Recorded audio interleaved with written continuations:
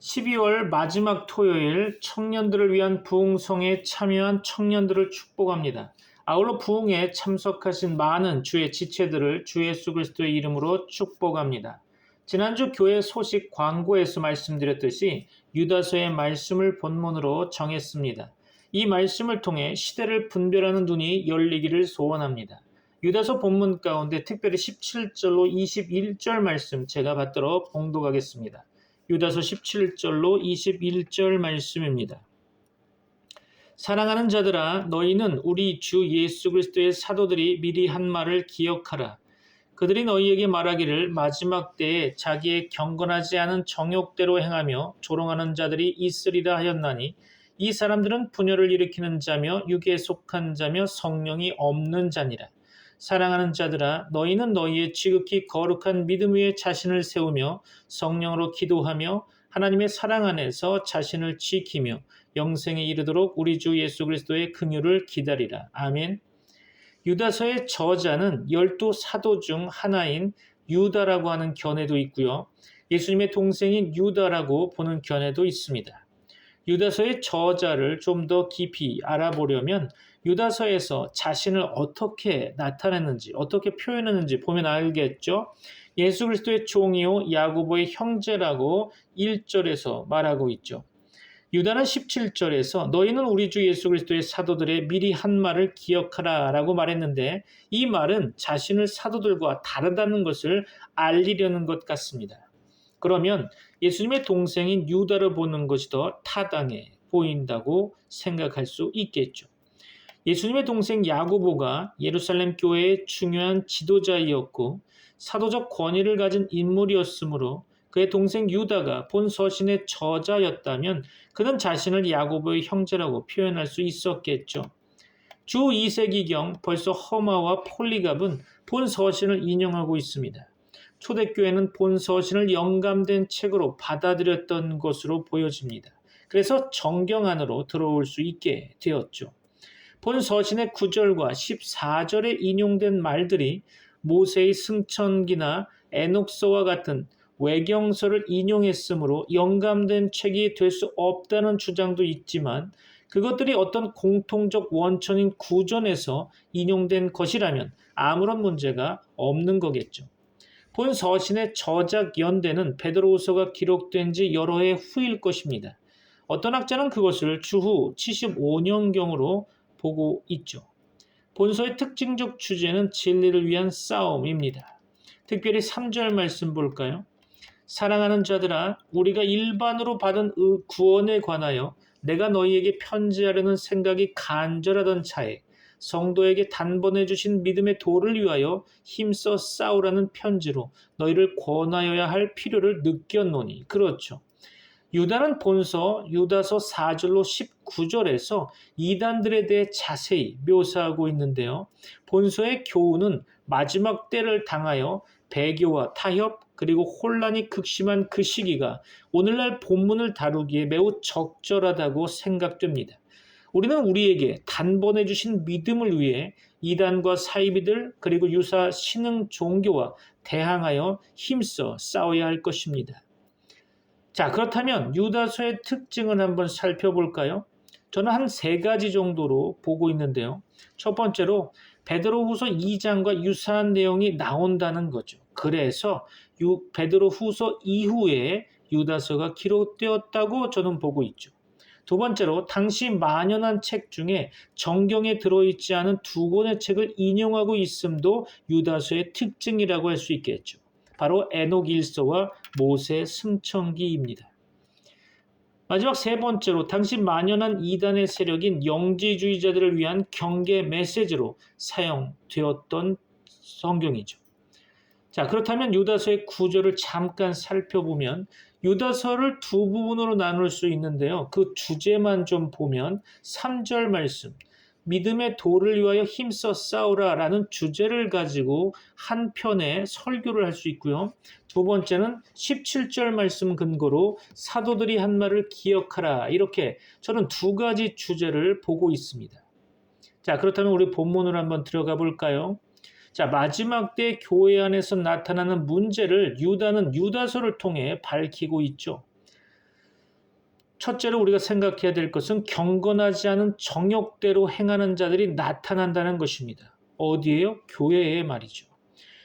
그러니까 신앙 공동체 안에 경건하지 않은, 그래서 정욕대로 행하는 자들이 나타난다는 것입니다. 그것이 어떻게 나타날 수 있냐면요. 이단과 사이비, 신흥 종교 같은 이러한 극단적인 종교 형태로도 나타날 수 있지만, 그렇지 않고 교회 내에서 성경은 많이 안다고 하면서 교만하고, 또한 말씀을 연구한다고 하면서 큐티나 아니면 여러 가지를 가지고 뭐 성경을 많이 읽었다느니 뭐 이런 걸 가지고 나서 교만하는 사람들이 많이 나타난다는 거죠. 두 번째로 조롱하는 자들이 나타난다고 성경은 기록하고 있죠. 다시 말해서 교회를 비판하고 자기 중심적 신앙 생활을 하는 무리들이 등장한다는 것입니다. 오늘날을 살아가는 젊은 청년들이 기억해야 될 것은 바로 이것이죠. 교회 안에서 교회를 비판하는 목소리는 있을 수 있습니다. 그러나 교회를 비판하는 데 있어서 성경적 근거가 아니라 자기 생각의 근거로 해서 교회를 비판한다면, 또는 다른 사상을 가지고 교회를 비판한다면 이건 심각한 거죠.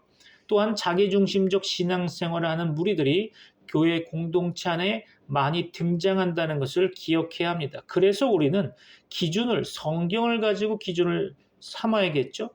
또 이들에 대한 성경적 평가는 세 가지로 나타난 바 있죠. 첫 번째로 분열을 일으키는 자들이다라는 거죠. 다시 말해서 본질이 아닌 비본질에 대한 생각이 더 많아서 교회 안에서 실제적인 본질을 알지 못하고 비본질적인 것에 대해서만 비판을 한다는 거죠. 두 번째로 육에 속한 자들이라고 평가하고 있죠. 영에 속한 자들과 육에 속한 자들은 좀 다르겠죠. 그렇죠? 세 번째는 그래서 성령이 없는 자들이다라고 평가하고 있습니다. 성령이 없이는 하나님의 사람이라고 할 수 없겠죠. 다시 말해서 성령이 없는 자들, 다시 말해서 하나님의 인침을 받지 못한 자들, 다시 말해서 하나님의 구별함이 있지 않은 자들, 이러한 자들이 교회 안에, 교회 공동체 안에 늘어난다고 하는 것입니다. 청년들이 정말 이 부분에 있어서 기도하면서 우리 교회 생활을 해야 되겠죠. 두 번째로 우리의 신앙을 어떻게 그럼 지킬 수 있을까요? 오늘 유다서에는 네 가지로 이야기하고 있습니다. 첫 번째로 거룩한 믿음 위에 자신을 세우라고 유다서는 기록하고 있죠. 세상과 구별된 하나님의 사람으로 여러분들은 결단하셔야 합니다. 두 번째로 성령으로 기도하라고 본문은 말씀하고 있죠. 기도는 우리의 능력과 의지로 하는 것이 아닙니다. 바로 성령의 도우심이 있어야 하는 거죠. 제가 과거에 전도사 시절에 기도를 많이 하지 않는다고 목사님께 많은 혼나고 그런 적이 많았죠. 또 금식을 제대로 못한다고 많은 욕도 먹었는데, 금식을 많이 한다고 뭐 40일 금식하고 20일 금식한다고 그것이 덕이 돼서 그것이 뭔가 자신을 나타내는 교만 덩어리가 되면 안 되는 거죠. 그래서 우리는 중요한 것은 성령으로 기도하라는 것입니다.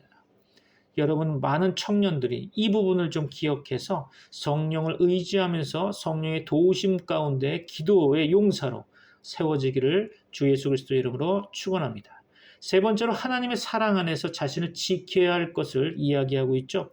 하나님은 절대로 여러분을 포기하지 않으십니다. 그 포기하지 않으시는 하나님의 사랑을 여러분들이 붙잡기를 소원합니다. 넷째로 영생에 이르도록 예수 그리스도의 긍휼을 기다려야 할 것입니다. 우리의 결과는 영생이며 이 땅에 머무르는 동안 예수님의 긍휼을 기다려야 할 것입니다. 이것이 바로 신앙생활이죠. 그래서 신앙생활이 무엇이냐라고 누가 묻는다면 여러 청년들은 이야기해야 됩니다. 우리의 신앙생활의 결과는 영생이며 우리는 이 땅에서 머무르는 동안 예수님의 긍휼을 기다리며 우리의 삶을 살아가야 한다는 거죠. 그것이 바로 성경이 말하고 있는 신앙생활이라는 것입니다. 오늘 말씀을 마무리하면서 기도 제목으로 삼아야 할 결론을 몇 가지 말씀드리고자 합니다. 첫째로 청년들은 시대를 볼 수 있는 영안이 열려야 합니다. 고린도전서 14장 12절이죠. 그러므로 너희도 영적인 것을 사모하는 자인즉 교회의 덕을 세우기 위하여 그것이 풍성하기를 구하라. 그렇죠. 두 번째는 청년들에게 제가 말씀드리고 싶은 것은 하나님의 얼굴을 구하는 기도가 필요하다는 것입니다. 이 부분에 있어서 많은 성경 구절이 있지만 그 중에 몇 가지를 보도록 하겠습니다. 첫째로 욥기 33장 26절입니다. 기억하시면 좋겠죠? 그는 하나님께 기도함으로 하나님이 은혜를 베푸사 그로 말미암아 기뻐 외치며 하나님의 얼굴을 보게 하시고 사람에게 그의 공의를 회복시키시느니라. 아멘. 그렇죠. 시편 67편 1절 볼까요? 하나님은 우리에게 은혜를 베푸사 복을 주시고 그의 얼굴빛을 우리에게 비추사. 그렇죠. 하나님의 얼굴을 구한다는 것은 하나님의 은혜를 구하는 것이고 하나님의 복을 구하는 것입니다. 여러분의 청년 시대 가운데, 이 청년 시기 가운데 정말로 기도로 승리하는 여러분 되기를 소망합니다. 시편 80편 19절입니다. 만군의 하나님 여호와여 우리를 돌이켜 주시고 주의 얼굴의 광채를 우리에게 비추소서 우리가 구원을 얻으리이다. 아멘. 그렇죠. 하나님의 얼굴의 광채를 우리에게 비춰 줌으로 말미암아 우리는 구원을 얻게 되는 거죠. 이사야 59장 2절입니다. 오직 너희 죄악이 너희와 너희 하나님 사이를 갈라놓았고 너희 죄가 그의 얼굴을 가리어서 너희에게서 듣지 않으시게 함이니라. 그렇죠. 우리가 하나님을 믿는다고 하면서도 우리의 죄악된 습관들이 있다면 빨리 성령으로 말미암아 그 모든 죄악된 습관들이 없어져야 되는 거죠. 자, 마지막으로 역대하 30장 9절 봅니다. 너희가 만일 여호와께 돌아오면 너희 형제들과 너희 자녀가 사로잡은 자들에게서 자비를 입어 다시 이 땅으로 돌아오리라. 너희 하나님 여호와는 은혜로우시고 자비하신지라. 너희가 그에게로 돌아오면 그의 얼굴을 너희에게서 돌이키지 아니하시리라 하였더라. 아멘. 그렇죠. 우리가 하나님께 돌아가면 하나님의 얼굴을 우리에게서 돌이키지 아니하신다고 말씀하셨죠. 하나님의 모든 관심은 하나님의 자녀에게 있는 것입니다. 여러분이 오늘 이 시간에 말씀 구절을 잘 묵상하심으로 말미암아 큰 은혜의 시간이 있기를 소망합니다. 자, 다음 세대를 위한 우리 믿음의 기도가 필요합니다. 다음 세대가 배워야 할 것은 무엇일까요? 요한일서 5장 21절 말씀 기억해야 되겠죠? 자녀들아 너희 자신을 지켜 우상에게서 멀리하라. 그렇죠. 하나님께서 우리에게 말씀하시는 청년들에게 말씀하시는 바 가장 중요한 메시지는 우상에게서 멀리하라는 것입니다. 그럼 도대체 우상이란 뭘까요? 하나님은 구약 신명기 4장 16절 말씀 가운데 스스로 부패하여 자기를 위해 어떤 형상대로든지 우상을 새겨 만들지 말라고 명령하셨습니다. 그렇다면 우상이란 뭘까요? 종교개혁자 마틴 루터는 우상이란 당신의 마음이 매달리고 의지하는 것이 무엇이든지 바로 그것이 당신의 하나님이다. 오직 마음의 신뢰와 믿음이 하나님도 만들고 우상도 만든다라고 했죠. 교부 어거스틴은 우상 숭배는 써먹어야 할 것을 써먹는 것이 아니라 숭배하는 것이다. 또한 숭배해야 할 대상을 숭배라는 것이 아니라 써먹는 것이다 라고 했죠. 뭔 소리인지 모르겠죠? 하여튼 그렇다는 거죠. 그 다음에 뉴욕 리디머 장로교의 설립자이며 변증학자인 티모시 켈러 목사님은 하나님보다 더 중요한 것, 우리의 마음과 공상의 세계를 하나님보다 더 많이 차지하고 있는 것, 하나님이 줄 수 있는 것을 주려고 하는 것, 그것이 바로 우상이다라고 정의했죠. 기억하시기 바랍니다. 미국 켄터키주 루이빌에 있는 사우스이스트 크리스천 교회 교육 목사이며 팬인가 제자인가의 저자 카일 아이들먼 목사님은 우상 숭배는 많은 죄 가운데 하나가 아니다. 그것은 다른 모든 죄를 낳는 큰 죄이다라고 지적했죠. 우상은 하나님을 대신하는 모든 것입니다. 구약 성경에서 우상을 이야기할 때 첫째로 고대 근동 지역에서 섬기던 모든 신들과 그 형상을 가리키고 있죠. 고대 근동의 문헌들과 구약 성경은 신들의 형상이 그 신의 현존을 내포한다고 생각하고 있죠. 둘째, 우상은 신성한 의미를 담아 만든 동식물들의 형상을 포함하고 있죠. 셋째, 우상은 신성하게 여기는 바위, 나무, 산 등의 자연물로 나타낼 수 있죠. 넷째, 우상은 타락한 사단과 마귀, 귀신들을 가리키기도 합니다. 다섯째, 자신을 숭배하도록 강요하는 왕과 권력자인 인간도 포함된다고 보여집니다. 더 나아가 신약 성경 골로새서 3장 5절은 인간의 마음까지 확대해서 탐심은 우상 숭배다라고 지적하고 있죠. 우상은 죄 때문에 시작되었죠. 인간은 하나님의 형상과 모양대로 영혼을 가진 존재로 창조되었습니다. 인간은 하나님과 동행하고 영원한 하나님의 은혜를 마셔야 살 수 있는 존재죠. 그러나 불순종의 죄는 모든 것을 파괴해 버렸습니다. 계명성이라 불린 완전한 그룹 천사는 하나님과 같아지고자 하는 교만을 가지고 있었는데 이를 가리켜 사단이라고도 하고 마귀라고도 부르죠. 창세기 3장의 뱀 곧 사단은 하와에게 다가와 하나님의 언약을 의심하게 만들면서 너희가 결코 죽지 아니하리라.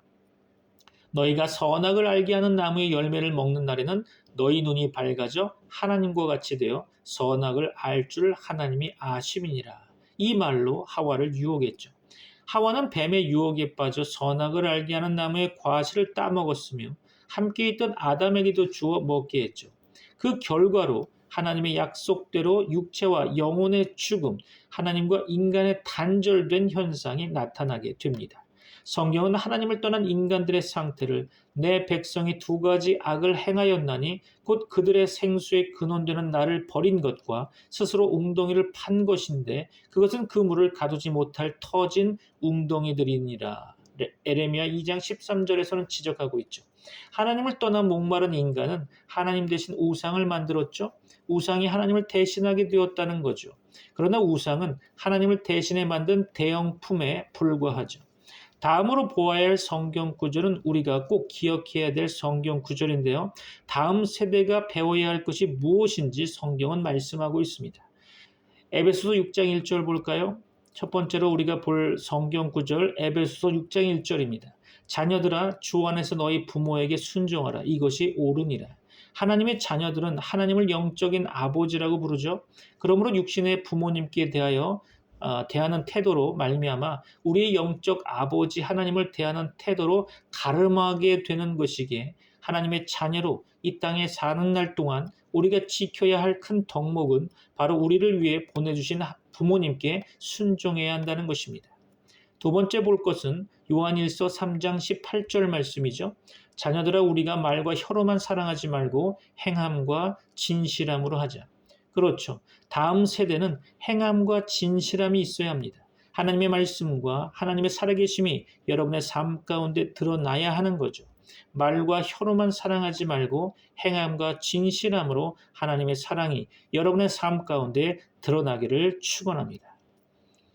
셋째로 이사야 54장 13절 말씀이죠. 내 모든 자녀는 여호와의 교훈을 받을 것이니 내 자녀에게는 큰 평안이 있을 것이며 그렇죠. 하나님의 교훈을 받은 자녀는 늘 평안함이 임할 것입니다. 여러분에게 하나님의 평안함이 있기를 소원합니다. 마지막 네 번째로 요한일서 4장 4절입니다. 자녀들아 너희는 하나님께 속하였고 또 그들을 이기었나니 이는 너희 안에 계신 이가 세상에 있는 자보다 크심이라. 아멘. 그렇죠. 다음 세대에게 중요한 것은 다음 세대의 영혼 속에 마음 속에 가슴 속에 예수 그리스도가 보혜사 성령으로 내주해야 한다는 것입니다. 이것이 바로 영접이라는 거죠. 그리고 이것이 거듭남의 표현입니다. 세상을 이기신 예수 그리스도가 여러분 안에 거하신다면 여러분은 세상을 이길 것입니다. 믿습니까? 아멘이시죠? 여러분은 여러분 자신의 악습관과 싸워 이길 것입니다. 하나님이 여러분과 함께 하십니다. 여러분은 하나님께 속하여 결국은 천국에 입성하게 될 것입니다. 오늘 이 시간에도 하나님께서 하나님의 천사로 말미암아 여러분의 이마에 여러분의 인치실 것이며 그로 말미암아 여러분이 하나님의 자녀로서 이 땅에 사는 날 가운데 구별된 삶을 살아가게 될 것입니다. 여러분을 축복합니다. 여러분의 신앙 결단이 있으시기를 주 예수 그리스도 이름으로 축원합니다. 기도하겠습니다. 이제는 우리 주 예수 그리스도의 은혜와 하나님의 사랑과 성령님의 교통하심이 트리니티 미라클 교회 모든 청년들과 세계 열방의 청년들에게 이제부터 영원까지 함께 있을지어다. 아멘.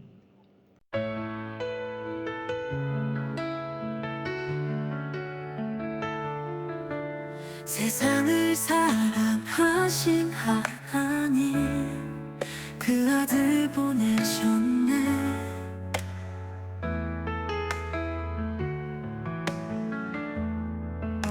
우리 위해 위해 십자가 지시고 영원한 생명 주셨네.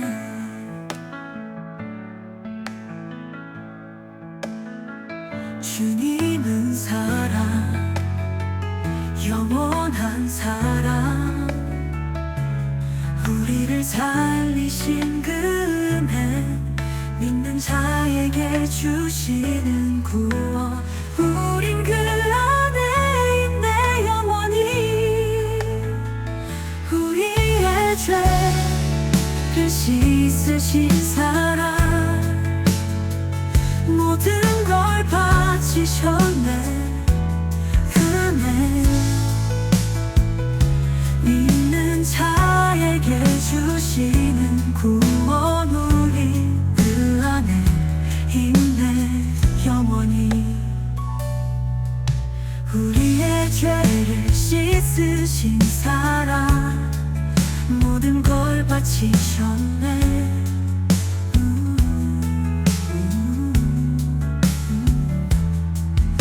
죽음에서 생명으로 이끈 그 길을 따라가리. 주님은 사랑, 영원한 사랑, 우리를 살리신 그 은혜, 믿는 자에게 주시는 구원. 우린 그 안에 있네 영원히. 그분의 사랑은 끊이지 않네. 어둠 속에서도 빛을 비추네. 그 손을 잡고 믿음으로 우린 함께 걸어가리.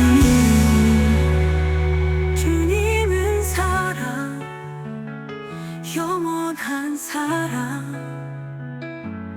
우리를 살리신 그 은혜, 믿는 자에게 주신